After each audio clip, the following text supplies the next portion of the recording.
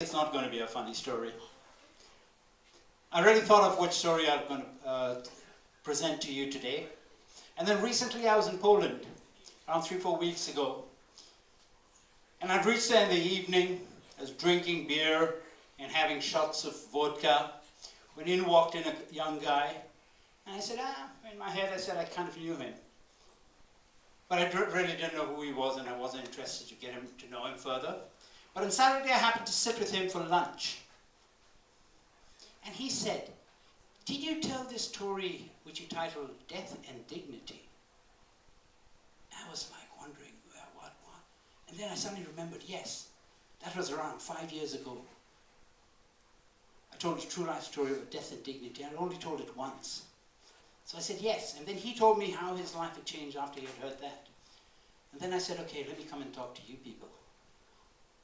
But I want to change it here, and I changed the title to, instead of Death and Dignity, to Who's the Yoda? Well, this was way back when I was in India. I'd met my ex-wife, we were living together, we were not as yet married, she's German.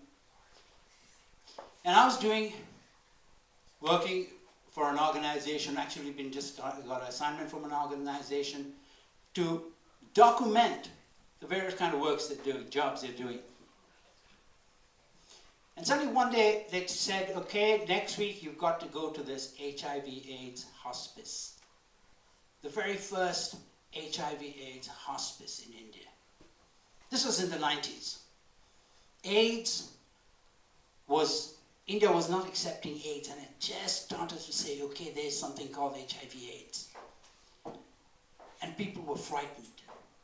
Anything you read about HIV/AIDS was frightening.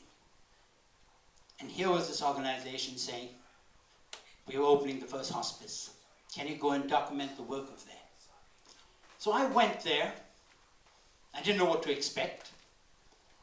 And I went into this hospice, very small place. Don't think of a hospice in terms of what you understand it in Europe. It's a really small place, it's just a big apartment.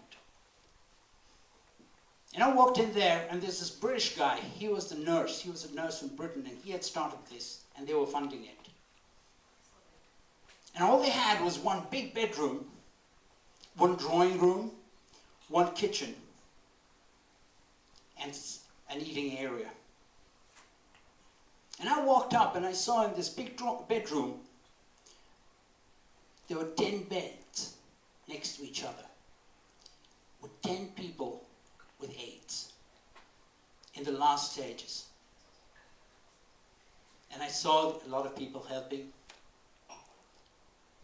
And then this British nurse looked at me and says, well, if you've got to document what we're doing, would you like to sponge one of them? Oh. I thought for a while. I said, yeah, I'll do that. So then I looked around, looked for gloves, and he said, we don't wear gloves. He just asked me to show my hands. He just looked at them. Says, you don't seem to have any cut. There's a bucket of water. Here's the sponge. There's the man. So I went there, and I held this man in my arms, and I dipped the sponge in the water, squeezed out the water, and I washed him. Slowly, I washed him. And then he said, that's okay, just do one person today. And we talked a bit, and then I went home. On the way back, I was very nervous. I was a bit frightened. You know, I have a girlfriend, I haven't spoken to her about it, I haven't taken her permission about it. And then I remembered, there's a windows period of HIV/AIDS of 3 months. So if you've been in contact with somebody you're not certain, you wait 3 months. And then you have sexual intercourse or whatever else you want to do. So I went home, and my, at that time, girlfriend, we were living together, she came up to hug me, and I was like, no. And she wondered for a while. She said, okay, maybe I had a bad day, but I kept on behaving pretty awkwardly with her. And finally she says, Kumar, what's happened? And then I told her. So I said, listen, I don't want to have any contact with you. I don't want to do anything now for 3 months. I just want to stay away from you. Keep your distance from me. So she looked at me and she thought for a while and she said, hey, let's have a bath. So we went into the shower and we had a shower. We were together there. And then we came back to the bed and we made love. So that was quite a step for me. Might have been quite a step for her, I don't know. 5 years later,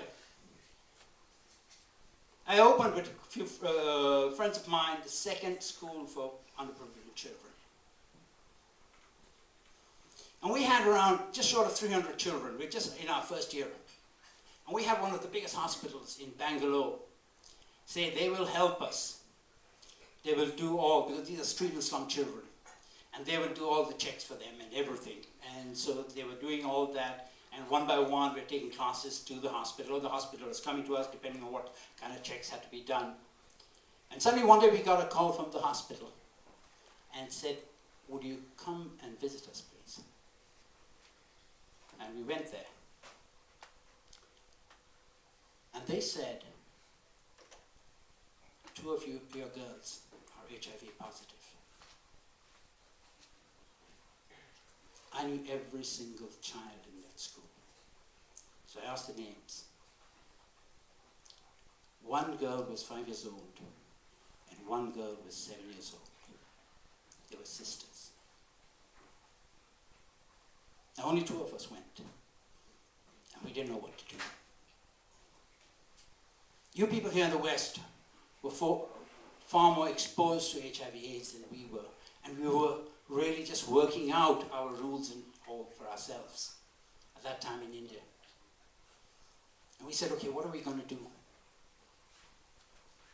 Are we going to stop these kids coming to our school? After all, they got HIV/AIDS. They got HIV now. You know, how much with their nutrition and all, 4 or 5 years only, should we stop them coming to school? Should we just ignore it and just tell people, oh, they have dropped out for whatever reason? But then the 2 of us took a call. We said, we're not going to refuse these children coming to school. We're going to accept them, and we're not going to reveal their identity to the others, but we're going to start an intensive HIV training in our school. But then what was happening in the slums? That was our big thing. And the girls didn't come, so we went to the slums after a few days. And we got out of our car and we walked down.